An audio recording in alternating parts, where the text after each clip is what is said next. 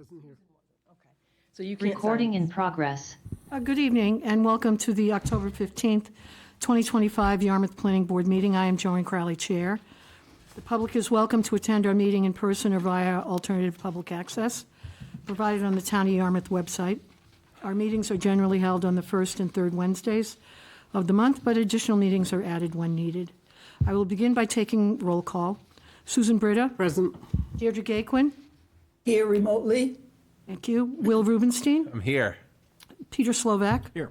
Ken Smith, Joanne Crowley, present. Seeing we have a quorum, I will now call the meeting to order. Please join me in the pledge. I pledge allegiance To the flag of the United States of America and to the republic for which it stands, one nation, under God, indivisible, with liberty and justice for all. Thank you. First item on our agenda this evening is the final, almost final draft of our local comprehensive plan. In our packets for this meeting, Kathy had put together her planner memo outlining where the LCP edits had taken place, including some red line edits and some summary of the public hearing comments.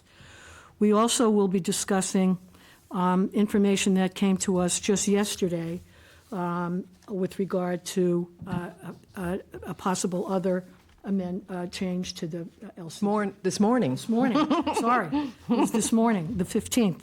And we're trying to be as nimble as we can and listen as hard as we can, so we will be considering that as well. So Kathy, why don't I turn it over to you to walk us through what was in our packets and then what you received this morning. Sure. Great work, everybody. We're at the finish line. We can actually see it. It's right there in front of us. The changes that have been made to the local comprehensive plan aren't that extensive. We did make some general clarification, grammar things and stuff like that, which I didn't go into any detail on. Oh, thanks, Will. The cover just got changed a little bit to 2025 Yarmouth Local Comprehensive Plan, kind of eliminating that Plan Yarmouth part, which was more of a logo. And then putting in the final draft of October 2025.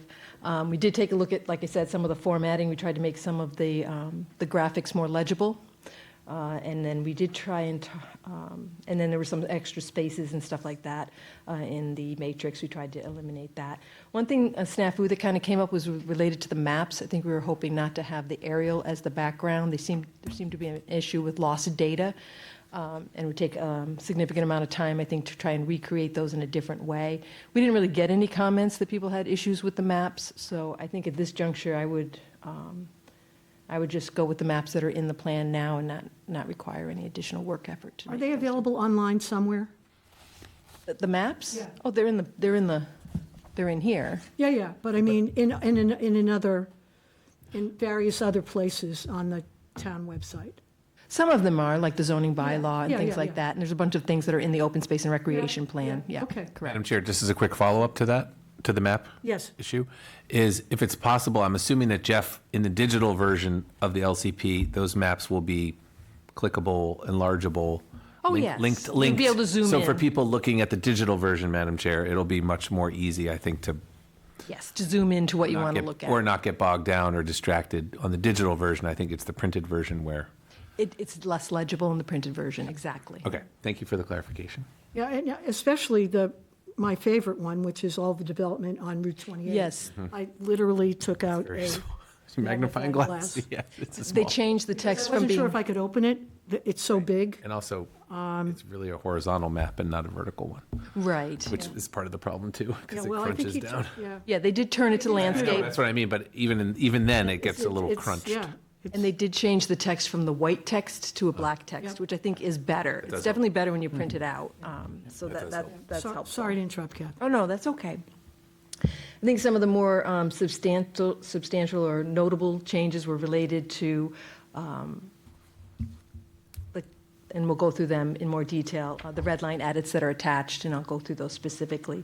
We also did some edits to the appendices that we decided to include in the appendices all of the summaries of the public engagement aspects, and then to include the abbreviations and the glossary within the bulk of the report itself. I think most people are going to be looking at the bulk of the report, and then we can kind of print out some extra copies, maybe that have the full appendices if somebody's interested in that, or we can have them obviously available to click on online. It just takes a nice nimble 155 to a 294 document if you include all the appendices. So having it, the clickable version on the online version is nice, because if people want to continue further and dig in a little bit deeper, they can do that by clicking on the links. So I think a lot of the edits that were made to the actions and/or the existing conditions were really updating things that have happened since we started this process. We have hired an energy manager, and she was brought online in September of 2025, so she's actively working on energy projects. Again, in the action items, just referencing it, instead of hiring that person, with the recent hiring of the grant-funded municipal energy manager, the town shall develop, and then kind of all the things that she's going to be working on for the town. And again, that gets changed in the implementation matrix. It's like when you change it one place, it ends up being multiple places that needs to be changed. Kathy, can I just make a comment? There's a minor, and I don't know if this is just a printing error, but on the climate mitigation page where it says manage energy usage, I think there's 2 E's at the end of usage. Should there be? Oh, there is, thank you. just to Yep, I strike one E. appreciate that. I hate those kind of things. Kathy, where does that person fall? Under whose She responsibility? actually falls under the engineering department. Good question. And this part is in the waste management, which is actually, up a little bit more, is representing the fact that the Plastic Reduction Bylaw Task Force did come up with regulations, and they have been, it says adopted, but they've been approved by the Board of Health at their September 15th meeting. Because they've adopted those outside of a general bylaw, their Board of Health, I think, regulations, then they would be asking to rescind the original bylaw in 2023 that was so problematic with regard to implementation. I think it was a good effort. A lot of people worked together to get something that kind of met the original intent of the bylaw, of the general bylaw that passed, but also was something that could actually be implemented easily for consumers as well as for businesses. Okay. So that kind of turned around and did the same thing with regard to the action item, just noting that it's the new regulations and that we're going to be working with the food establishments to implement it, and then rescinding the bylaw. Again, did it in the implementation matrix as well. One place that we hadn't really talked about, but I did make an edit, is the targeted action plan. It lists all the things that are supposed to be included in the targeted action plan, and one of them is developing that meeting schedule to update the commission staff on the LCP. We've included that actually in the implementation matrix at the beginning, and I just noted that at the end, that's where the additional information. So it's a good place to put this, because then people know that there's more information in the implementation matrix, but that's also where we're going to be talking about the annual. Madam Chair, can I ask a question Yes, about that? certainly. Are those meetings supposed to take place outside of, let's say, a planning board meeting or a select board meeting? Or do we invite them in to meet with us twice a year or 4 times? I think it might just be a kind of a memo, an update memo. I don't know whether it necessarily needs to be meeting with them. They just want to know, as mainly, are we making a lot of progress or some progress with regard to the regulatory or bylaw? So it's more about us as a planning board making sure that we're sending updates to the Cape Cod Commission Yep, and the on select some board. sort of basis, which we have not yet established, but Annually. it says in here we will. No, we've established it in the implementation matrix with annual Oh. progress reviews. Okay. Well, it just says meeting schedule, so when I see that, I just, I'm never looking for more reasons to have meetings, and I'm looking for reasons to be efficient. I'm just following on what I see in written, so I'm glad to hear that it may not take the form of an actual meeting. Yeah, I think we can do exactly what you said, too. We can certainly invite them when we update the select board, and then they can come to that meeting. But any documentation that we provide to the select board, we'll also copy that. Of course, as long as it doesn't involve a separate meeting, I will make a motion to approve it. Thank you, Madam Chair. I hear you. So the thing that came in this morning was a really good letter from the Fishermen's Alliance, and there's a lot of great information in here, and you guys have a copy of it, but it's really touting, all the benefits of commercial fishing, including shell fishing and aquaculture, and it's being a real economic driver, and just looking to have some elements in the LCP that kind of documents and codifies that in different ways that we might be able to making sure, keeping it in the forefront of enhancing it and promoting it and being sure that that's something that we can continue in the future. I wish they had given it a little bit earlier, and we might have been able to include a little bit more information in the existing conditions portion of it, because they provide a lot of great information in here, which is very helpful. But one of the things I sent out was like maybe, because it is kind of the 11th hour here, is maybe we can make an addition to the economy section and add an action item to protect and enhance commercial fishing, shell fishing, and aquaculture industries. That can encompass a lot of different projects. It could be, you know, whether we're enhancing a boat launch, maybe we're providing additional shellfish upwellers, or a bunch of different things. The implementation matrix would also have to be modified, and the time frame would kind of be ongoing. That's something that we would be trying to look at all the time, because there's no specific project right now. Responsible parties could be the DNR, the DPW, and then the funding could be town meeting, NRCS, the Cape Cod Conservation District, CZM has been providing some funding, and CPA have been providing funding for the improvements, or being asked to provide funding for the improvements at the Packet Landing Marina. So there's an opportunity to do that. And we also have an Action 6 in the freshwater and saltwater section that talks about recreational shell fishing. I think we can also modify that by including commercial and recreational shell fishing. Okay. Comments or additional information for Kathy on this? Because we'd like to take a vote tonight on the article that's going to present this. So I want to separate the Fishermen's Alliance from a little bit from what Kathy had prepared on the red line edits. Any concerns on those? Okay. No.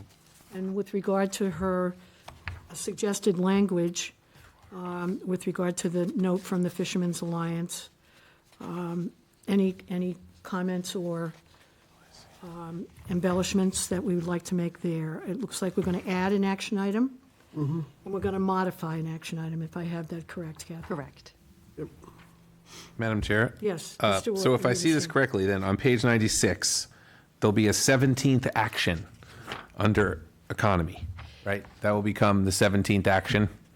We might not put it at the end. I mean, I'm just saying, but it will yes, make there will 17. be 17. We'll have 17 total actions, which, Mr. Rubenstein, what page are you on? sorry, page 97, Madam Chair, 96.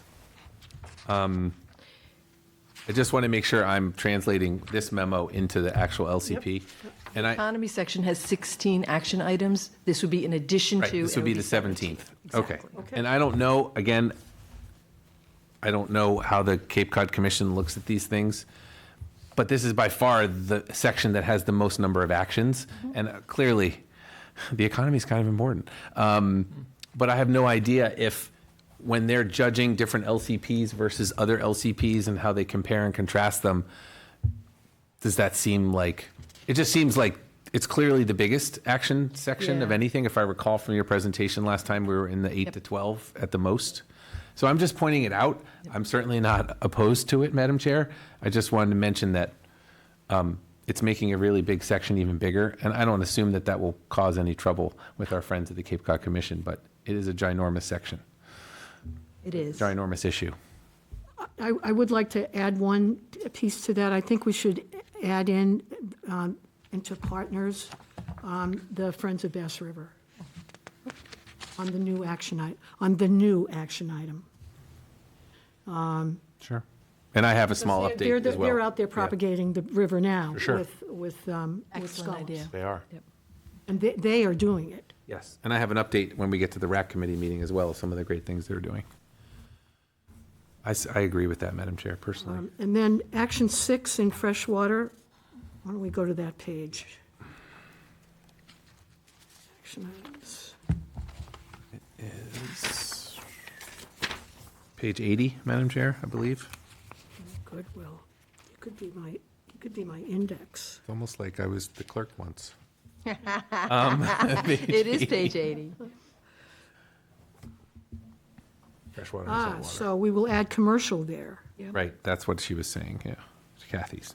Because, I mean, you know, the shellfish propagation isn't just, you know, recreation. It's everybody. At some point, when it reaches scale, it could become commercial. Yep. But I think they're starting small. Yeah, they have oyster beds that they have to get permission from the select board periodically. I see that through the DNR for their beds. Yep, for their grants, yep.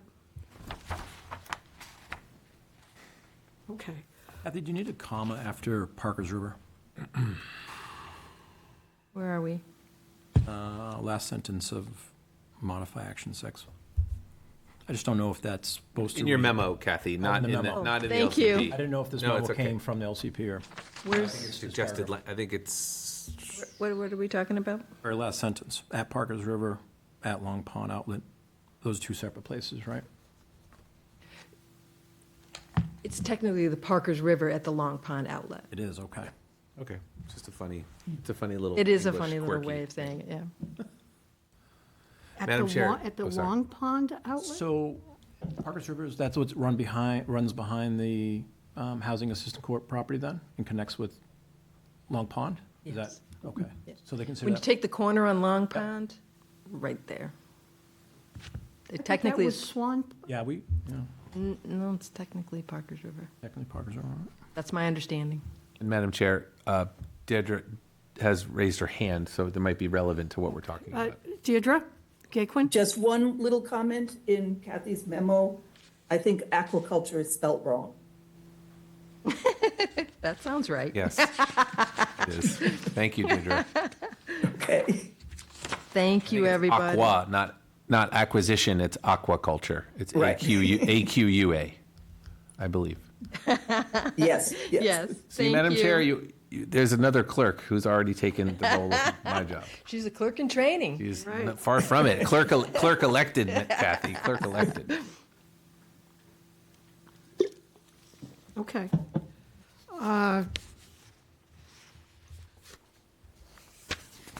Any other comments? I'd like to move this along if we could. So I have some language here that Kathy has helped me Madam with. Chair, would you like a motion to encompass all of this or do it separately? I think we're going to do one motion. Kathy has suggested some language. So may I have a motion to recommend the article to adopt the 2025 Yarmouth Local Comprehensive Plan as presented at the October 15th Planning Board meeting? Second. So I'll make that motion on your behalf, Madam Chair. I'll second. Any discussion? All in favor? We need to do a roll call. Yes, See, you caught yourself. Deirdre? Aye. Mr. Slovak? Aye. Mr. Rubenstein? Aye. Ms. Britta? Aye. And myself, Joanne, aye as well. Unanimous. Thank you.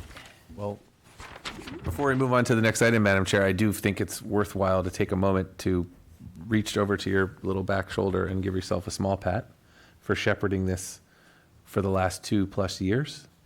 Not to mention the combination of long. other parts. Well, not to mention the Started with the visioning in ocean, right. 2020. But also with the open space and rec plan, as well as the housing production plan, like all these things Yep. have marched along, and here we are. Yep. So congratulations to you. And to us as well. Yeah. Good job by everyone. Community effort. Especially our town planner. And our consultant. We were very pleased with the performance of Jeff and the BSC group. They were invaluable to us and did it with what I would call short money in a short time. Exactly. And we really appreciate that. Really outstanding work. We hope it gives them more opportunities to help other towns. That would be with the great. great job that they did. Especially on there. Cape Cod, because they kind of know a lot of things about Cape Cod now. so. Now they do. The second item on our agenda this evening is our zoning amendment articles for the 2025 special town meeting. The first article, Article Number 1, Draft 1, retail sale of live lobsters. We voted to recommend that on September 17th, so that one is done. The only thing we would need to do is to pick someone to move, recommend, and explain it at town meeting. Okay, you're right. for I would explanation. volunteer, Madam Chair, if you're Okay. looking for a volunteer. All right, so move Lobster. and explain? Sure. Great. On the second, Article Number 2, Draft Number 3, dated September 18th, 2025.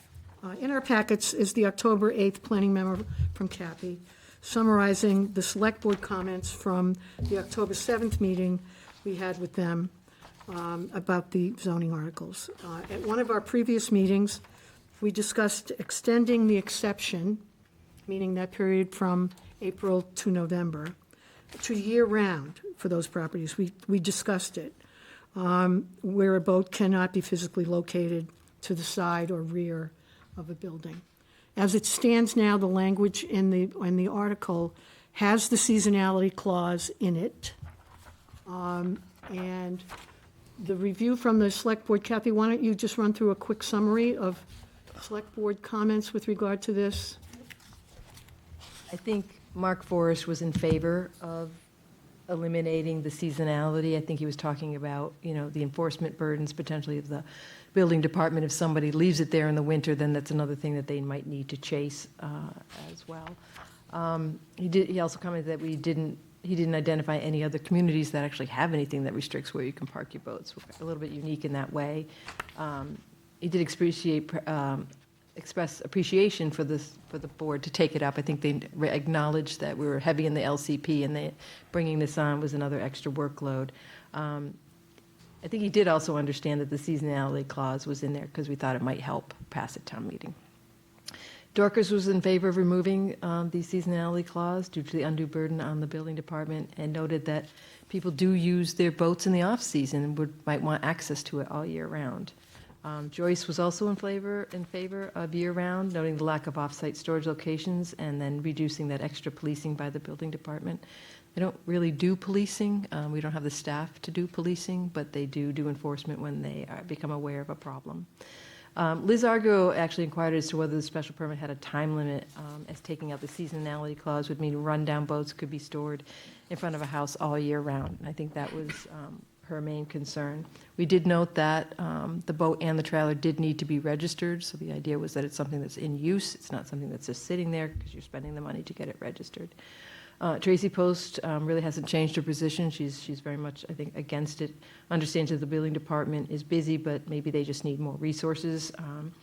And she expressed concerns about the number of eyesores in our town right now, and also a lot of times people are coming to the select board asking for some type of nuisance bylaws because they're concerned with how some areas of town are looking. She also expressed concerns that RVs might be next, and she would prefer to be more restrictive. Regardless of all that, she felt that the article does belong in front of town meeting to let the residents vote on what they want for our community. So, discussion. Who wants to start? I think there's. Mr. Slovak. I think there's mention of their concern that there's going to be an overburden of enforcement, but I think it could go the other way too. If once boats get abandoned or need to be confirmed as registered boats, they're going to be just as busy, So that's how I feel about that. I think Tracy's sort of right on with her thinking. Yeah, I also think Tracy's concern about RVs being next is a valid concern. Right, when you look at the number of RVs that have been before. Because people are going to say, if you did it for votes, why can't you do it for RVs? So that was, I thought, a point I hadn't thought about, but I think it's a very valid point. I'm in favor of course, retaining the seasonality. I think if we want to have this any chance of passing, I think the more restrictive it is, the better the chances of passing it. Moving to outright parking in your driveways is a huge leap, I think, for this community. And I think Tracy speaks for a lot of people when I did my totally unscientific survey talking to my neighbors, and they are very much in favor of, the more restrictive, the better the chance it has of passing. And then the comment about, the enforcement, I think it's dangerous to start considering zoning amendments based on how well they can be enforced. I think Tracy was right about that. That's a very slippery slope to start thinking about zoning amendments. They go to bed depending on whether they can be enforced or not. Regardless of whether they're needed or not, the enforcement should not be the issue. The question should be, what does it do for the neighborhood?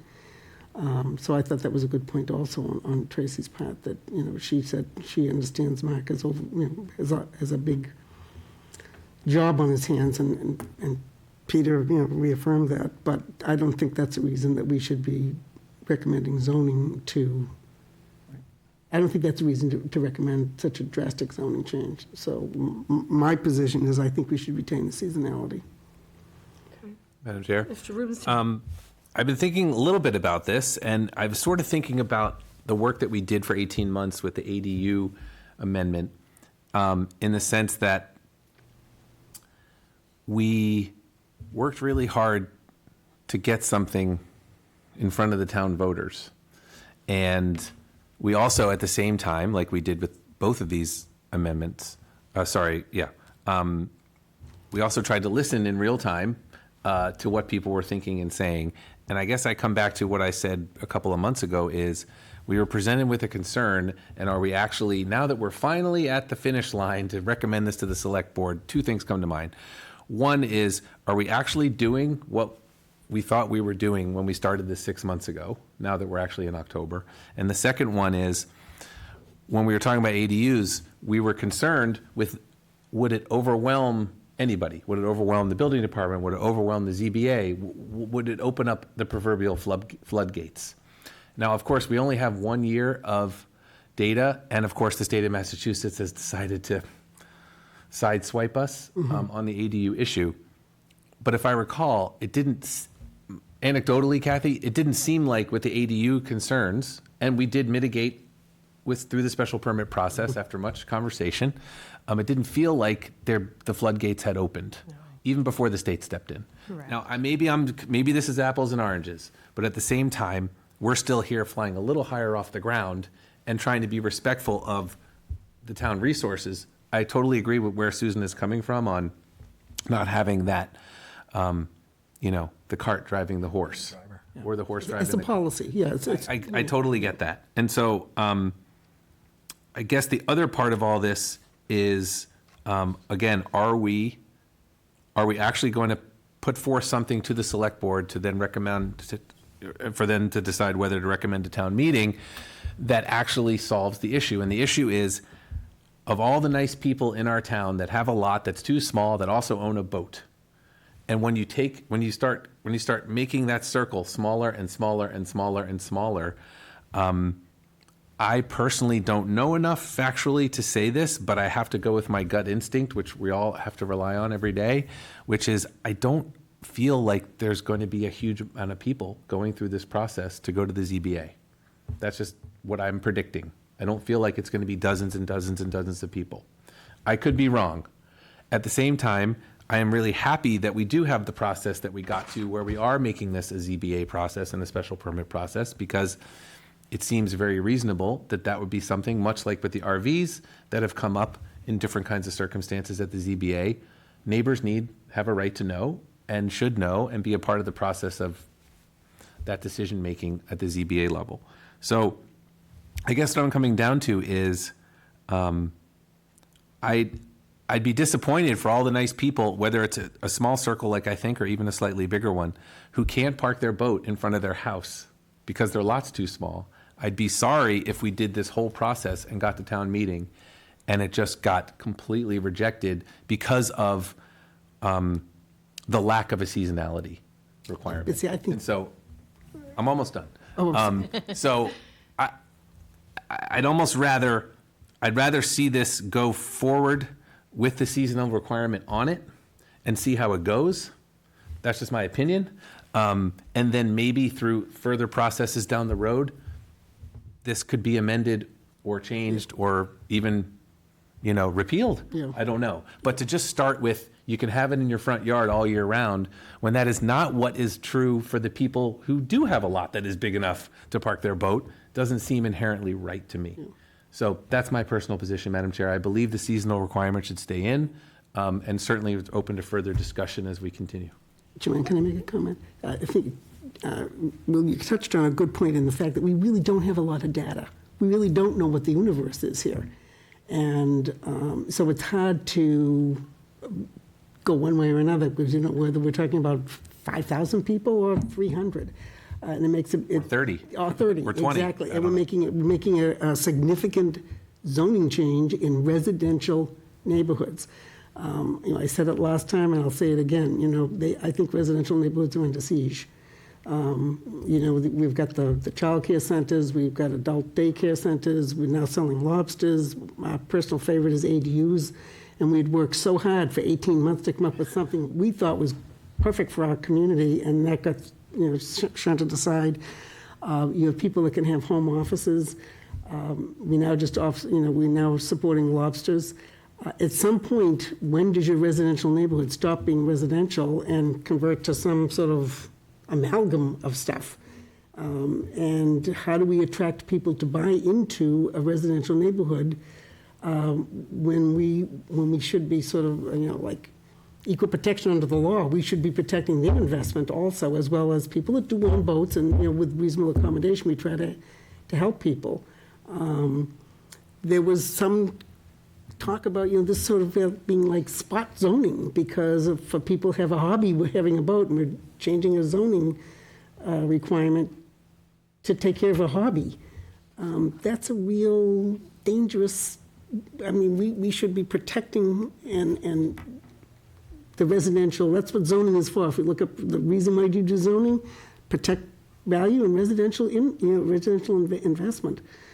So, I agree with Will. I think, let's leave it in and see what happens. Someone could offer an amendment that night to strip it. It's very and we possible. would have, we would have another vote. But let's start with what we thought was a good, we thought met the problem as best we knew it, and let's see what happens. Madam Chair, may I follow up one last thing? Certainly, and then I would like to go to. Oh, of course. How about we do that first? My Deirdre? apologies. I agree. I think we should leave it in. I think it, if only to increase its likelihood of passing. Yeah. And I think take it and see where it goes.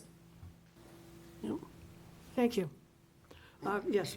I would just say, I actually am okay with the fact that there's a little dynamic tension between the planning board and the select board here. Yeah. I mean, clearly, a few of the select board members don't agree with at least a couple of the expressed sentiments here. Yeah. And even within our own group. And I don't think that's a bad thing.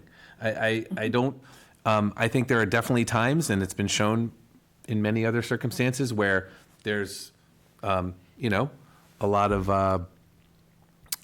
I guess we're in sync with the select board. But I also feel like this is not an issue that is there's not so much black and white here. And yet we are still trying to help the nice people who own boats but live on lots that are too small to adhere to the current zoning. So I think it's okay that there might be one, by the time we get to the special town meeting and people hear what the recommendation votes are or not recommendation votes are, depending on how it goes. I happen to think that that's a result of some very healthy debate over the last 6 months. Thank you, Madam Chair. And actually, if the select board listens to our dialogue tonight, I don't think they focused at all on the issue of having it pass. We heard from the community, and there were actually a couple of letters, I think, from residents concerned about the proliferation of all these exemptions that we were aware of, that the Board of Selectmen is not aware of. So we were concerned about getting something passed. I don't think that was a concern that they recognized at the meeting when they were talking about removing seasonality, because I think that helps it get passed. Mr. Slovak, you were going to Well, comment? no, I mean, I just think, the mention of the additional policing that might be required, and I think it's going to go the other way. I think there are going to be people saying, oh, this is a 30-foot boat, it's not a 28-foot boat, it's not registered, it's not licensed, and I think Mark may have more call-outs, because I think people are not happy. I did. People on smaller lots, they're not happy. I did talk to Mark a little bit about that today, and he thinks just all the attention that's been brought to boats will probably result in more enforcement. Anytime you put something in a zoning bylaw, there's going to be people who don't adhere to it, and that's going to require enforcement. So either it's free range and everything goes, and you don't have to worry about enforcement, or you set up your community rules and you do the best you can to enforce it. The building department does obviously put the higher emphasis on life safety, the building code and things like that, making sure that people are safe. But they certainly do an extensive amount of investigation into alleged enforcement issues, because lots of times they'll go out and it will technically not be an enforcement issue. It'll be, oh, that's fine. People just didn't know it was okay. Madam Chair, we're also, Yarmouth is still the most densely populated town. Right. Right, Kath? I think Dennis is above us. Yeah. We're about, but I One or think, two. I think, I don't, high, I mean, the last census, I think we were over 1,000 people per square mile, Yeah. right? So, Last time I looked at it, when we were looking at ADUs, Dennis had just nudged us out. so I think I think the decisions that need to be made going forward sometimes need to, consider the fact that, Yarmouth is packed in, and when certain selectmen want to look to other towns and go, oh, nobody else does it, well, why, we're us, we're not all these other towns, and I think decisions need to be made based upon our town's characteristics, Oh, absolutely, absolutely. I have a couple of comments. One, I just want to make a comment with regard to Mr. Rubenstein and your analogy to all of our efforts on ADUs vis-à-vis this. ADUs are sort of invisible. You drive by a house, you can't tell if there's an ADU or not. But with this, you can drive by the house and you're going to see it. I went so far as to wanting to take photographs of all of the boats that I see that are improperly stored right now throughout the town and use them as examples to say either these people are ignoring the regulation as it sits or they have no idea. So public communication is going to have to improve because this is out there now. This is going to be something that the voters and others are going to pay attention to. And I'm hoping that we know who pays excise taxes on their boats. We have the list, and they get a bill from us. And I think it would behoove the town to include in the next round of bills a copy of the regulations, so everybody can't say, nobody told me. Right. Excellent suggestion, Good Madam idea. Chair. The nobody told me part is, I think, really true for many. And then there are the others who do know.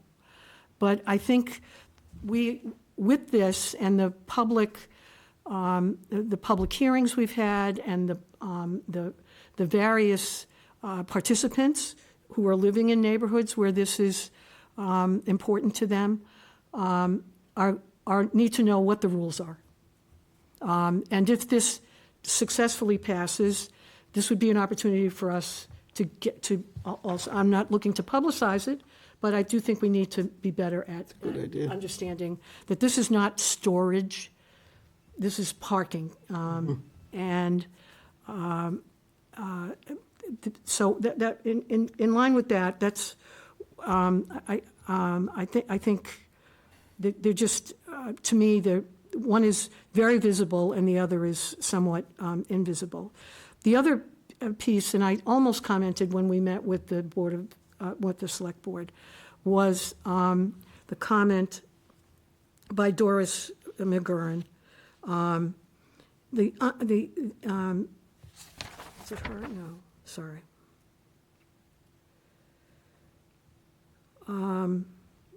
Was it Joyce Flynn? It might have been. Lack of Well, off-site storage? Kathy captured kind of the notes here, but I forget which member it was, but I thought it was Doris, about the expense of owning a boat. And this is going to help them with the expense of Right. owning a boat. And I've said this before, and I'll say this again, if you want to be a boat owner, you need to know that it's like ripping up $100 bills in the shower. And you need to be able to accommodate whatever the requirements are for storage, parking, and use. I think we're trying to move this so that there's a little opening for those who actively use their boats. But I think I agree with Peter. I think this will increase the number of enforcements.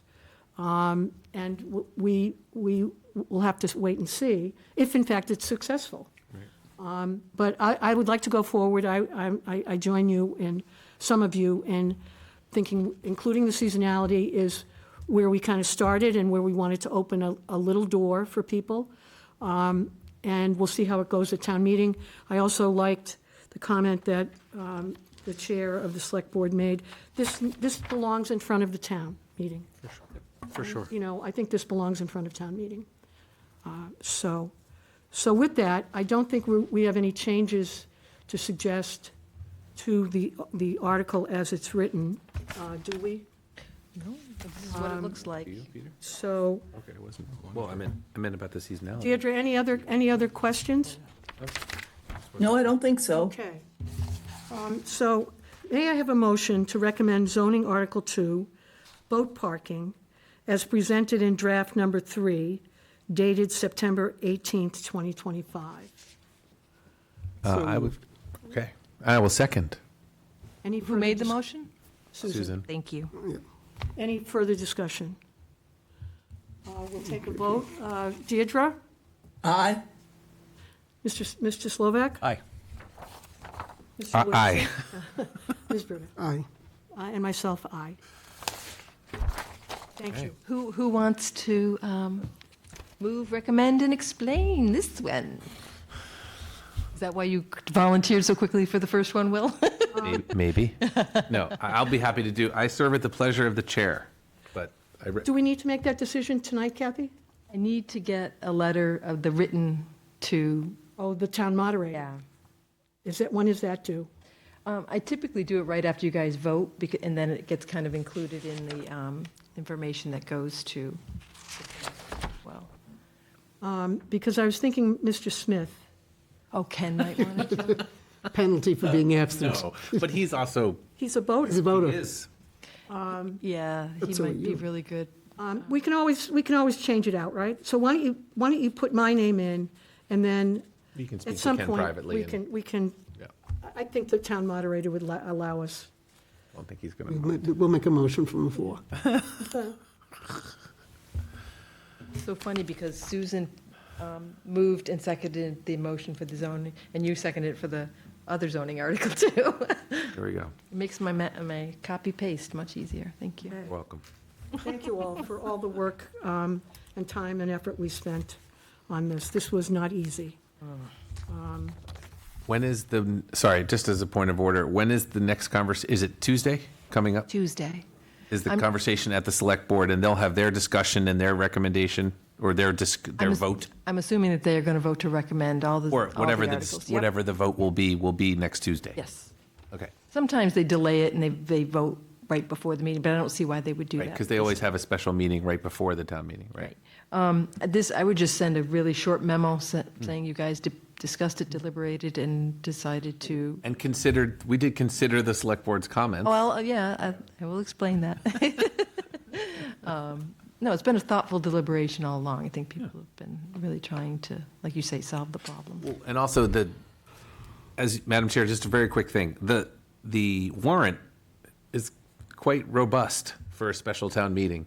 And it covers I haven't paid attention. well, it covers a lot of territory, from schools to health regulations, to our zoning amendments, to other budgetary things that have to be done on a non-April or May town meeting. It will be very fascinating to see where the articles are positioned in the warrant and There's- how that affects the attendance and the discussion, because you have school issues. Participation, right. Remember, there's a potential feasibility study vote for the school building committee, for the school district. So there's a lot of different constituencies that are being brought to bear, and I don't know who's going to be in the room by the time we get to Article 15. In November. The LCP is actually the last article. And there you And go. zoning I is guess right we're all going to before be it. there on this planning board till the very end. We always are. Okay. We are always, I'm surprised we weren't last with zoning, because it's always last. Oh, you mean, sorry, you said the LCP, but the zoning articles as No, well? no, the LCP is last. But not necessarily the zoning articles. They're right before Tend the to bunch them, LCP. yeah. Oh, they're second The to last last. 3 articles are you guys. I see. Oh, so there you go. Well, that Zoning's means- always well, last. If you just think about the demographics of Efficient those articles. different constituencies, there's also going to be a school vote before all the nice people who may be waiting to talk about boats and lobsters. So be a lot of interesting dynamics at play, Madam Chair. It could be different people at town meeting. It's welcomed. Boats and lobsters. Boats and And schools, lobsters oh and my. schools, oh my. Sorry, Kathy, you can have I was that thinking one. the same thing. Moving on, next on our agenda are seasonal communities.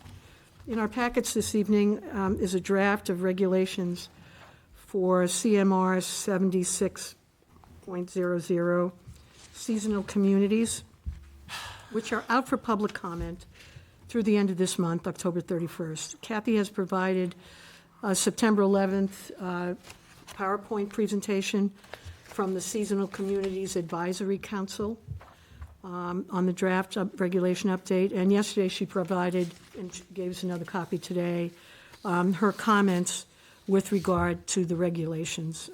Kathy, you want to run through your comments on this, and then I'll Sure. seek some comments from the board. Sure.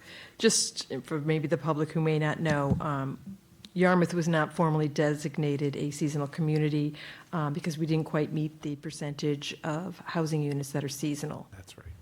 We're at 32, and I think it was 35. Our legislators are looking at seeing if they can't get all of the towns in Berkshire County and Barnstable County to be seasonal communities. To be a seasonal community, you kind of get that designation, but you have to accept it at town meeting. So it's not something that's put on you. You have to formally decide to accept it. So even though these regulations don't apply to us now, but they may apply to us eventually in the future. I didn't have a ton of particular comments. There wasn't anything where I was like, oh, we got to comment on that. But a couple things that I did note when I was looking through it is there's just a lot of tracking and keeping track of all these different types of housing that they're probably talking about: artist housing, attainable housing, essential public employee housing. All of them require some type of tracking system and regulations, and again, enforcement, and if somebody's not doing something that they're supposed to do. But one of the things that they did include for the artists and the public employee housing units is that shall not violate state and federal fair housing laws. And I'm not overly familiar with the federal regs, but I'm wondering if it's even possible to meet them when you want to do exclusively rent to artists or exclusively rent to employees, because your occupation is not a protected class. So there might be a comment of that, of saying, is this actually obtainable to meet the federal fair housing regulations and have it be designated just for a certain occupation? I think I don't think it necessarily applies to the current state fair housing regulations, but that's something they could probably modify in order to do so. But by saying the state and the federal, I don't know whether they've kind of done a do loop here where they can't even meet their own regulations with that. Because we are interested, I think, in some ways of the public employee housing, because that's something that came up as part of the Matakees. The housing land use team actually wanted to have like 6 housing units that were for employees. Oh, I thought you meant teachers. My bad. It could be municipal employees, it could be Right. teachers, it could be firefighters, it could be, initially when you first get here and before you get established and that type of thing. There's a lot of details that would need to be worked out for that, but this actually gave us a bit of a mechanism to do it. The devil's always in the details with regard to the definitions. I mean, the artist housing, I think, is kind of loose, just one person who by vocation produces or supports literary activities. I don't know, that seems like it could be almost anybody. I mean, if I have a library card. Right. I mean, I'm sorry. When I read that, I felt the same way. Yeah, It's support like, literary I activities. do. I have a library card, Madam Chair. I'm sure you do too. I do. So I guess we're going to qualify then. Yeah, where I make soaps and I sell them at, craft fairs. Is that an I artist? attend a craft fair. Does that mean I have to have a booth? Yeah, you're supporting literary activities. I'm sorry. I I apologize. just thought it was a little loosey-goosey. I don't know why they have it that way. And the same thing actually applied for state and municipal employee definitions. It's those who serve on a full, regular, part-time, or intermittent basis with or without compensation. Yeah, Again. and intermittent's not defined. No, so it's like, is that solving the problem that we're looking for, where we really want to have, housings for our full-time, regular, maybe seasonal part-time might be an option, but were we looking for, you guys are volunteering here today, so you're eligible for municipal employee housing. So I knew that the next bullet point I knew was going to make Susan very excited Which one? about the tiny houses. yeah. Well, I was excited that the state somehow, in their wisdom, singled out Barnstable County. Why Barnstable County on the Cape? There must be a reason for that. I don't know what it is, but there must be a reason for that. And Berkshire County. Barnstable County, I'm thinking, why Barnstable County? Why isn't it? This is such a great idea. Why doesn't it apply to all of the Cape? That's, of course, I think the idea is tragic, but, and I think, I read the narrative. I have not read the PowerPoint, but I did read the narrative stuff. I think Martha's Vineyard and Nantucket are already seasonal. Oh, yeah. Yeah, Oh, so yeah, they are included already. right. In the seasonal They can definition. opt but- in the seasonal But that's a very different market. No, I'm saying, those two counties have been, they have to opt in. Yeah. They have to vote to be, their town meetings have to vote to accept that determination, so we'll Right. see what happens. Yeah. But regardless, it's sort of like the 90,000-foot level. I read this, and of course, I keep it in context of what we've done here, what we're trying to do in Yarmouth, and honestly, I didn't see, first of all, I saw no benefit, quite frankly, for the town of Yarmouth. I don't know about the rest of Barnstable, but certainly the town of Yarmouth, going back to Peter's comment about us being extremely dense, this like triples the opportunity to triple the density. That's number one. And the other thing is some of the issues in here we are currently addressing. Like we have that special, those special permits for those motels along Route 28 for our summer employees. So we took a giant step in trying to address that particular problem. It was brought to us numerous times, and we addressed it, and the zoning board. So that was our concern. That was our Yarmouth's concern, initially, was the summer employees, and we addressed that. I haven't heard any, cry from the residents about artists or, artist housing or any of these definitions. I don't think they built a case other than the state wants more housing. And they think Barnstable's the county they're going to dump it into, or use us to take care of everyone else on the Cape. But overall, I didn't see any benefit, quite frankly, for the town of Yarmouth. I was thrilled that we didn't meet the first definition for seasonal housing. We were off by a few percentage points because I just didn't think the town would benefit from that designation. And then now that I've read this and some of the issues that they've raised, I think we've done a good job addressing those. So again, I hate to say about, what's in it for us, quite frankly. I didn't see anything that would benefit our town, quite frankly, to a degree that we would open this up to all sorts of housing. But again, I'll go back and read it again. I'll read the PowerPoint. My initial cut is thanks, but no thanks. Madam Chair, could I just, Kathy maybe could talk about it as the last bullet point, but we haven't talked about it as a town, the residential tax exemption. I think we're going to be. Well, that's what that's what I was hoping you could just shed a little light on, which I do think, in small contrast to Ms. Britta, I do think that there is a benefit here, but we haven't even had the residential tax exemption conversation at all. And now, the state's waving this little red flag, and we're supposed to be the bull to run towards to say, "Ooh, would you like 50%?" Instead of 35, and we haven't even had a conversation at any committee level, as far as I'm aware, or the select board level, about an RTE. So could you just talk about that for a second, in terms of how the town sees it as a benefit, and where any further discussion might come, and where those discussions would live if we ever decided to do that? I think Or is that a home rule petition? Is that the thing I was thinking of? Maybe I'm thinking about two different residential things. tax exemption, I think that's something that came out of, That's the county. when I heard about it, was from the stakeholder interviews with the finance committee. And basically what it is if you're a full-time resident and you have a median, an average cost home, you would see a reduction in your property taxes, and that reduction would then be charged to a non-resident property, or be increased. If you happen to own a particularly expensive home in the town of Yarmouth, that may not really benefit you, but it takes off a certain percentage of your assessed value, 35, 50%, at both, and then applies the tax to that. So I think that's something that's being discussed as ways of kind of easing the burden of taxes, maybe for some full-time residents here, but maintaining the same amount of revenue coming into the town. And other towns on the Cape are also having that discussion. I think is Orleans. I think, I saw the chart, I think Barnstable does it. I think there are definitely other communities. Orleans has moved, I think, down the tracks on it. I don't recall it being a major discussion at the select board. I do know that somebody had written a very detailed letter about it to them. I think it was when Senator Sear came in. There was a conversation about there was a general conversation about home rule petitions and how towns, I think it had to do with a 0.5% or 0.5% on yeah. over maybe $1 million That's what it sale. was, I'm yes. sorry, then I'm confusing the issues. That's different. I mean, they're somewhat interrelated in the sense that we're trying to provide some revenue to the town as well as Right. some tax relief at the same time. Thank you, Susan. Yeah, that would provide, It's not the issue. Okay, bye, Susan. Teach Okay, Preston. Susan, all right. Yeah, that idea is like you'd pick a dollar, like when you sell a home that's worth like $1 million or something, there would be a certain Half a percentage, percent. 0.5 to up, I think up to 2%, that would be paid by the purchaser and go towards housing. Well, then I apologize, Madam Chair, if I just made this more confusing, but I was fast, I appreciate what Ms. Britta said, but I do feel like again, I don't work in the industry like Peter does, but is this an actual benefit?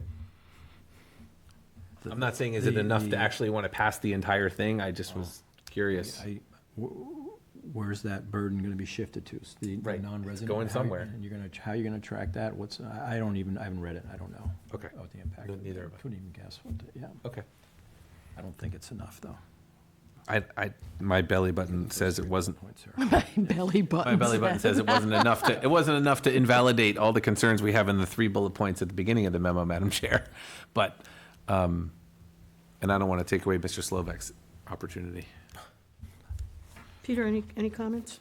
No, I don't, I hope we don't get bogged down with this for the next X number of meetings, batting this around.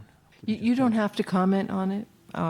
This is just a case, I know that we commented on the ADU regulations, very different. Yeah. Because that was something that we were definitely going to be dealing with, and I do think that they made changes to the regulations based on comments that you guys made. I'm sure that there were, a lot of other people made them, but I think it did make a difference. Here, I think I see less value in commenting unless you wanted to talk about, in a generic sense, about the definitions and then federal fair housing. Just to finish out, if you become a seasonal community, you are required to have these particular zoning changes implemented within 18 months of your formally accepting the designation. And they include allowing for year-round tiny homes by right, and a tiny home is 400 square feet or less in all residential zoning districts, but it must comply with the state building code, which is good. They do have a separate regulations to provide a definition for movable tiny homes, which I appreciate, on a chassis, and allows a seasonal community the option to prohibit movable tiny homes. So I think you're not going to end up with a lot of, they're basically, RV trailers that would then be in people's yards in the back.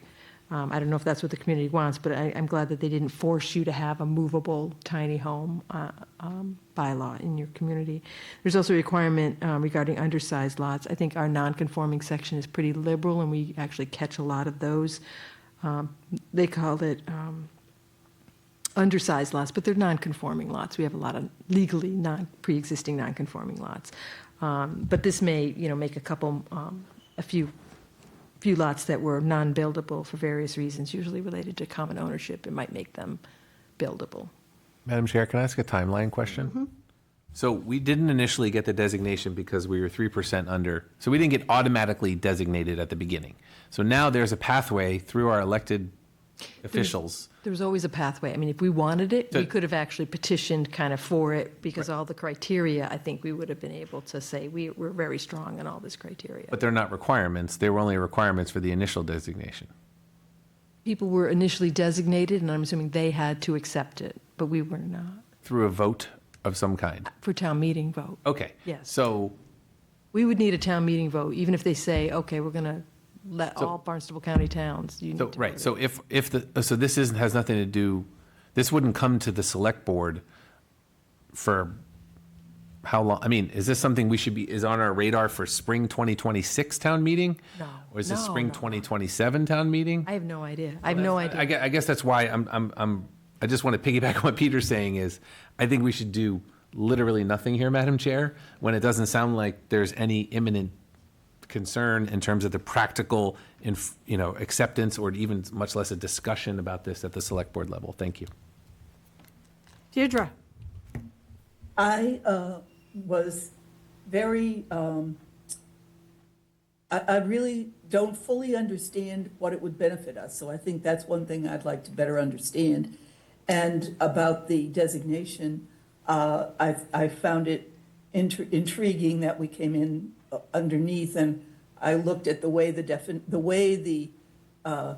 definition was implemented and have all sorts of questions about that, but that's neither here nor there. Another thing that I paid attention to is the artists, because over the years, I've done a lot of contracts with the National Endowment for the Arts on how to define artists and their connection to the workforce. So that's something that I could certainly get involved in if we ever get designated and need to do it. But I share all the other hesitations and interests that people have mentioned. I really don't know. I don't think we need to comment on anything at this point given that we don't have the designation and we don't know where it's going. This is just going to become the rules that if we become designated, that we would have to live Yeah. by. Could this change with a new governor in 12 months?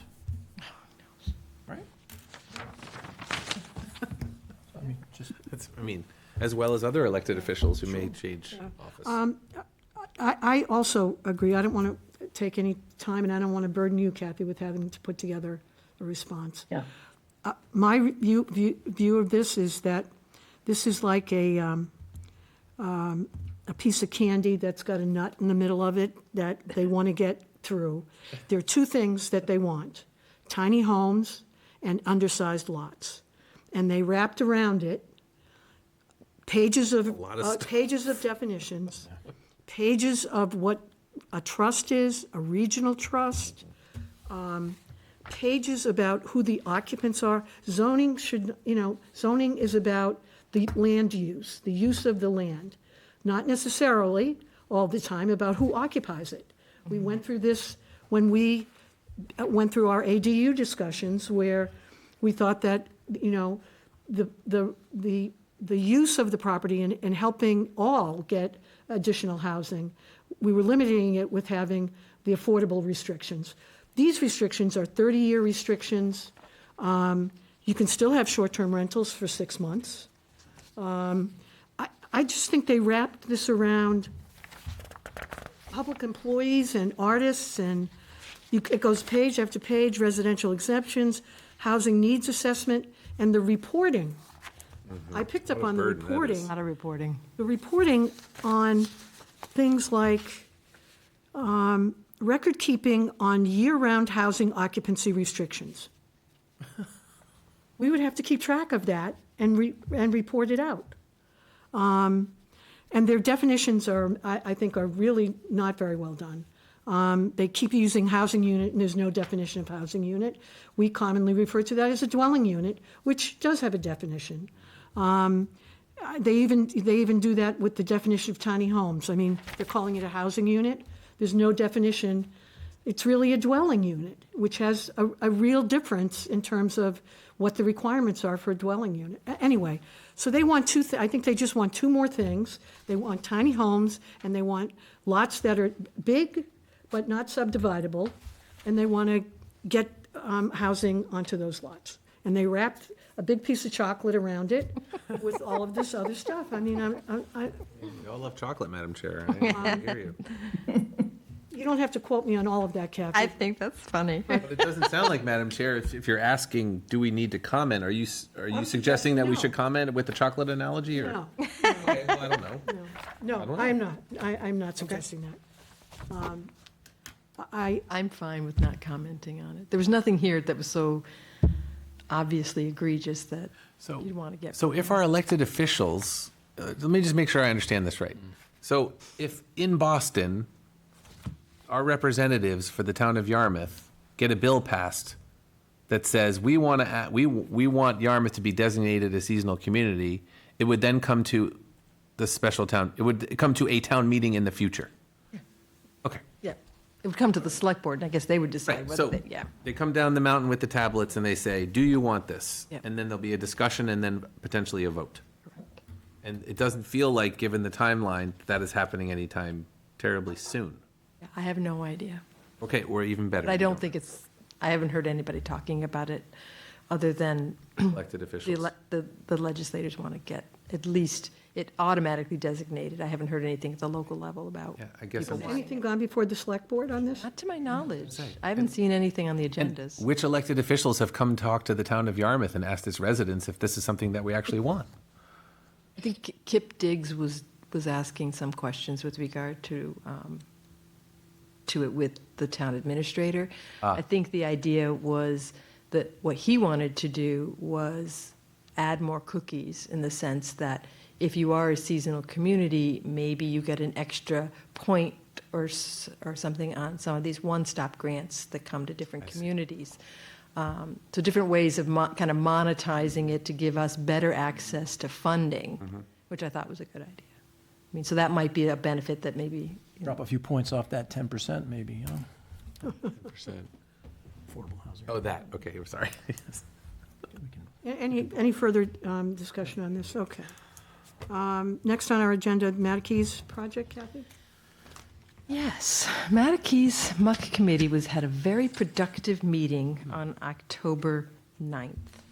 And they kind of, they had a final report, which I need to get posted on the town website, from Catalyst Architects, giving some ideas of costs associated with rehabilitation and different uses, talking about the Matakey's building itself. Rehabilitation? Yeah, don't worry. Okay, because we did that in Yeah. 2017, I know, Madam and this- Chair, with the But school this is a building case committee. where I think you kind of need to confirm it. I see. But obviously, the keeping the gym and the auditorium is something that the community was interested. So what's the cost to kind of bring that up to snuff? And it's quite significant.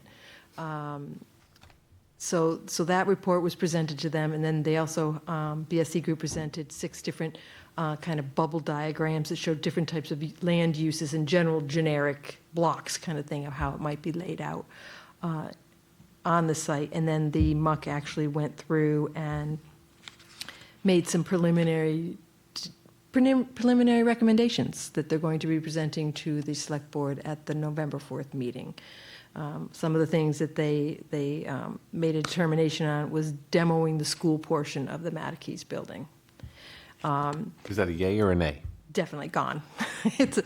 They voted It's the gym and the auditorium. correct, Okay. the school wings. And then they did vote to demolish the gym and auditorium, provided at least one of the 3 scenarios has a place for town recreation. And then they also had a vote with regard to should one of the, it's kind of ironic because the next one they asked was, should one of the scenarios include a recreation building for the town? And of course, they voted for that because that's what they were interested in there. And then they also voted to recommend that housing of some sort be included in all 3 conceptual site plans, but that wasn't unanimous. It was 5-2. I think there were some people who didn't want to be hamstrung by having to require housing in all 3. But that one ended up passing. And I think it's going to be different levels of housing in different scenarios. And they did vote to have one or more of the options include some type of regional sports facility. And then including ME Small, obviously, in one of the scenarios, making sure that that's included. And then they did vote to not move municipal services to the site in any way, shape, or form. So I'm sorry, what was it last part, Kath? municipal services like town hall and Right, town, move to not not- move it, not to go to Matakey's. Any municipal services? Except Fire for rec- station? Recreation's different, yeah, I mean, like town hall. But Peter just mentioned, Fire station? like a fire station? You can't, the problem with the fire station is it needs to be in your service area. And there's no, the service area for South Yarmouth is not in West Yarmouth. And it's too close to the Fire Station 3. So they're doing a study on that right now, Right. actually, the fire department, on trying to identify, what their service needs are and where. How did they decide or conclude that that wouldn't be a good place for a town hall? How did they sort of just, is that what you're saying? Is Yeah, that- yeah. They just said it's not a good place for a town hall. No, I think they basically thought that the amount of work that would need to go into making that building or portions of that building habitable for offices was too We expensive. weren't, I don't think Peter was Knocking it down. advocating for retrofitting Matakey's. He Right. was talking about from Oh. scratch. Site, some part of Yeah. that. Oh, no, they didn't recommend that at all. Interesting. Because there was some talk early on, I remember Bill Scott talking about this building being in a really great location, and it could be perhaps retrofitted for a fire station. Yeah, I think the idea was to move the fire station here and then build a whole new, You'd have to have the bays. and then maybe move the DNR over there.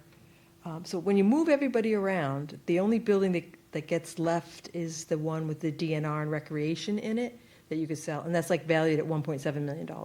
But you'd have to build a whole new town hall in order to accommodate all of that moving around. It's quite a location, though. Higgins Kroll on 28. Yeah, I just, Valuable. I think one of the things that they were trying to do is look at different ways of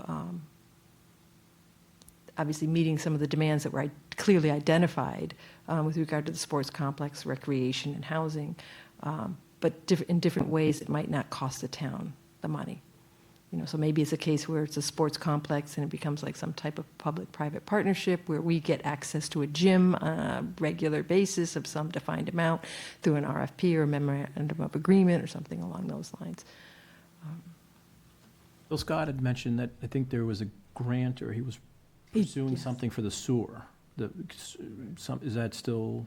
He was not, I don't think he was able to put that application in. We did receive a mass development grant for $200,000, but it's really kind of to continue with the next step with regard to evaluating a market study for the a sports complex in more detail, and also additional work for BSC Group to get more information with regard to the traffic implications. What are some of the mitigation, surveying the site, actually defining where some of those wetlands are, getting it on a map, and furthering those endeavors, and even looking at, what zoning changes might need to be made in order to accommodate all of that. Well, could I That's just the follow next up on step. Peter's question? And I apologize because I haven't been watching a lot of the mucking around, Madam Chair. But has there been a discussion about the sewer and about whatever goes into that Mattakese location? Needs a How sewer. it can, right, okay, so they're very clear that like, hello, we can't do this without sewer. Yeah, I think the only thing that might be manageable without sewer would be obviously the Emmy Small School, and then if we had a small town recreation facility with a couple gyms in it or something. There's a lot of assumptions in that assumption. Number one being that there will still be a school at Emmy Small in 5 years. correct. Which I would argue is tenuous. Which is good. Based on my work and experience, but I could Yeah. be wrong. Yeah, well, you would be more in the know because Well, you're kind of but I could be wrong. I'm just glad to hear that the word sewer was mentioned because Oh, definitely. Yep. If you have any development with housing on it, you're going to need to have sewers. Sports complex, you're much going to less need to have any- sewers. Right. Yep. We need to protect our wells. We can't even think of doing something Right. like that without that. So again, well, I guess it'll be interesting to see where phase two of Yeah, the sewer system I'm hoping goes. that's on the radar screen with regard to phase two. And then you might have the potential of getting some grants to help with the design of that through, economic development and housing being provided there, so.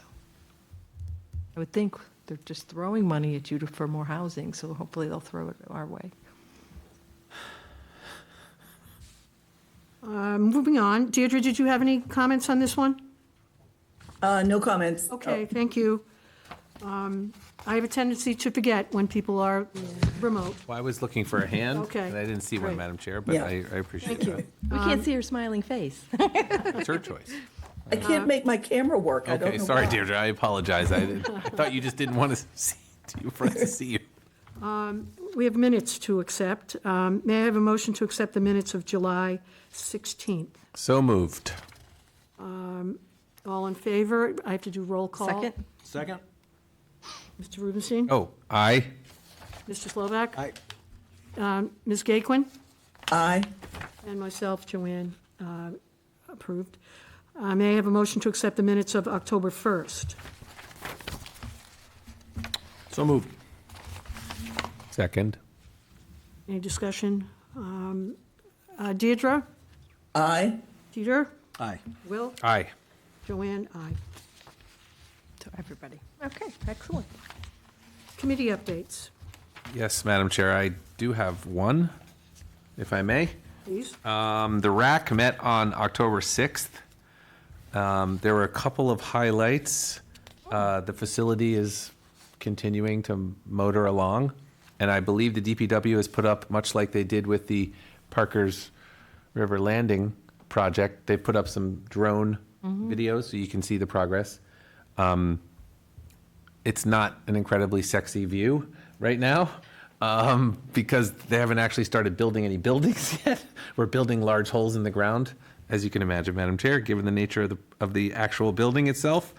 Let's see. just a small tweak, just because people are maybe wondering about timelines. The facility will not be done until January of 2028.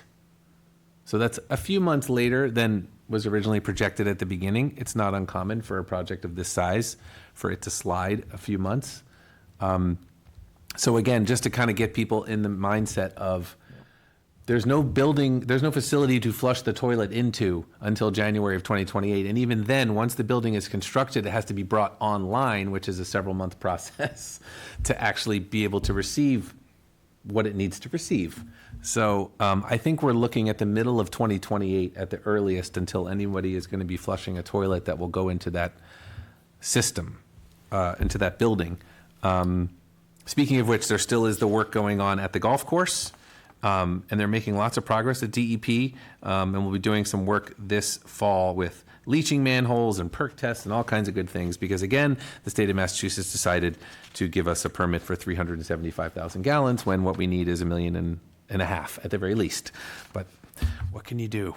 Nothing except be, what I would say, flexible, which is what our town has been. And thanks to the amazing consultants that work with us to make that happen. All right, collection system east of Parkers River. You may have heard of it. You may have also realized there's some paving going on. There's some roads that are disturbed. I'll just say it that way. I think having 4 or 5 days of rain didn't help, but Yeah. as you can see, the crews are out there. And again, everything that was done in contracts 2, 3, and 4 will be paved. It will be paved this fall. And I just ask for patience. But the good news is what we'll end up with is everything to Parkers River will be nice and paved and lovely by the end of this fall. Yes, Peter? Include Long Pond Drive? That's a good question. It depends on the pump. There's a pump station right there behind the Pancake Man. So are you talking about that piece of Long Pond or the piece from the Forest Road traffic light to Long Pond? Piece is the worst. I would imagine that will be. However, if they haven't finished the pump station and they still have to come in and out of there, but I don't know for sure, and I'm sure Jeff Colby does. I would imagine they would be repaving that as well, because that's all in the contract. So my answer is going to be an official yes, it will. And I hope that Jeff Colby will back me up. Road either, so it wouldn't be subject to the opening. It is not. It is not. But it is in the contract clearly, because the pump station is there and all the work they had to do just to get up to Forest, because remember, Forest eventually is going to run up to the dump, and there's all kinds of things going on. Okay. There was some good news. Finally, after several months of conversation about Contract 6 and the location of the pump station, for the first time ever, Mr. Colby said at our meeting that he expects to have in hand an agreement in the next 30-ish days on a location for the pump station, or an easement in order to get the pump station sited and then get that contract back on track, because it may or may not have to be rebid. Right now, the contractor, which happens to be the same one that's building right now, has held on to their price for almost a year now, because I think the understanding was if they did get the next contract, which would be contract 5, then they would just literally get to keep moving down the road. So there's, I would say, the most optimism, and the quote I wrote down here is, "We are getting closer, and we hope to have it in hand in the next 30 days." So the pump station may yet come to fruition. Hopefully we'll find out something at our next RAC meeting, which is on Monday, November 3rd. Which, by the way, will include a site walk. Okay, last thing, it included the Friends of Bass River, Madam Chair, I wanted to mention. Congratulations to them. They now have the money in hand for next July to start the culvert replacement and 57 acres of wetlands restoration at Weir Road and North Dennis Road. And so that is amazing work by our friends at the Friends of Bass River. Well, that was very bad English, but you understand where I'm coming from. You've done good And work. well done by Rick Bishop and all the nice, wonderful people who are doing that. Not to mention, I might be misquoting, but I think he said 1 million scallops got, was it 100,000 or 1 million? Because it was a really big number, and I it's a big said, number. I think it was 1 million. And he said that's not even as much as they could do, but they have to start somewhere. It might be hundreds of thousands. I think they're having their symposium next They are. The They're 24th annual. at 2 at the Oh, sorry, when Cultural was that? Center. They're having their, I mean, you probably Annual go to meeting? it, their annual symposium, Ah. Friends of Bass River, on the 24th, I think at 2 at the Cultural Center. And I'm sure they will give more, hopefully more accurate information. But Yeah. at the same time, what I did say was true, which is they are starting next July. Also, a tangential but very much related part of this is, did anybody notice our friends in Dennis have broken ground? Yeah. On their sewer system? And just to be clear, in case you were wondering, they are building their sewer plant behind or next to the dump, which is on Theophilus Smith Road, which means for the next while, it's going to be quite interesting to get in and out of that whole 134 corridor, because if you look on their maps on their town website, phase 1 is right up 134, coming right out of that plant, right to 134 and right in that whole area. So, you know, I like going to that movie theater, Madam Chair, but I may have to leave extra early for the next, I don't know, 3 years. But I'm very excited for our friends in Dennis. And even though I thought the dream of the Trilateral Commission to have sewer between our 3 towns, including Harwich, would have been a nice way to go, it is wonderful to see that progress is being made across the river. I do have some board member items, Madam Chair, but I will wait until that section of the agenda. Thank you. Any other committee reports? Not here. Okay. I have one. I had the CPC committee today, and we had a presentation by Friends of Bass River with regard to their work on Crowell Run Pond, which is down there by Smuggler's Beach, and the culvert project there that will run underneath the parking lot. So we are considering their proposal for the work on the design of that. Phase 1 is currently in progress on the feasibility. They've done some hydrological studies with Ty and Bond, and it looks like they've got an idea. They've done all of the homework to get to this next step of design. So that's what their project is right now in front of us, that we will be voting on. That's all I have. Madam Chair, one board member item, if I may. Yes? Unfortunately, Joe Glynn resigned from the Dennis Yarmouth Regional School Committee as a Yarmouth representative, and what that means is that there is an opening, and if I remember correctly from the Select Board meeting, this is now the period in which to contact the Town Administrator's Office if you're interested in serving, I believe, the rest of his term, which would go until April or May, whenever the next election is. And I believe there will be meeting candidates at the November 4th Select Board meeting. Oh. I believe if I'm pretty sure I watched that video correctly. But I guess what I'm saying is if you're interested in serving the Dennis Yarmouth Regional School Committee as a Yarmouth resident, there is an opening, and we do need someone to fill it because there are many important votes coming, not the least of which is the feasibility study, not to mention the budget process, which has already started and will certainly be in deep budget season starting in January. So I really do hope that some nice folks who are passionate about the work of the school committee and the schools will please make themselves available and to communicate with the Town Administrator's Office. Thank you. Thank you. Kathy, any staff updates that you need to share? Just, I think I had sent you guys a notice that the Affordable Housing Trust had met with the proponents of the Chapter 40B. And they were going to be maybe submitting some revised plans. They submitted a rather rudimentary plan, but they are meeting, the Affordable Housing Trust is meeting tomorrow at 10:30 to kind of talk about that. I don't know if they're going to have any revisions that they're going to be submitting. I think they need to submit them by October 31st for their November 13th continued hearing. Right, for the ZBA hearing, right. If there's any plans or something that they do present, I will present them to you guys on November 4th, and you can see whether you would like to have any additional comments. Okay, great, thank you. Meetings. Our next meeting will be Tuesday with the Select Board, where we will be presenting our 3 articles for town meeting. Kathy and I will be going, and of course, all of you are invited to join us. November 5th is our regular meeting. At that meeting, We will, I would like to complete the committee assignments. Yes. That's been delayed a little bit, so think again about what committees you'd like. I know we had a preliminary discussion, but we're going to finalize that on the November 5th meeting. And then, of course, on November 17th, we have our special town meeting, Madam Chair, may I ask a follow-up question? certainly. We do have a meeting scheduled for the 19th. I mean, it's on the schedule. I'm not saying it will take place. Unfortunately, I will be out of town. Just wanted to make that known in case something pops up in terms of having a quorum. It could if we have a mandatory business item that needs to, otherwise. I wasn't assuming that that meeting was going to take place necessarily, but I just wanted to mention it in the interest of Thank you. our functioning. You're welcome. May I have a motion to adjourn?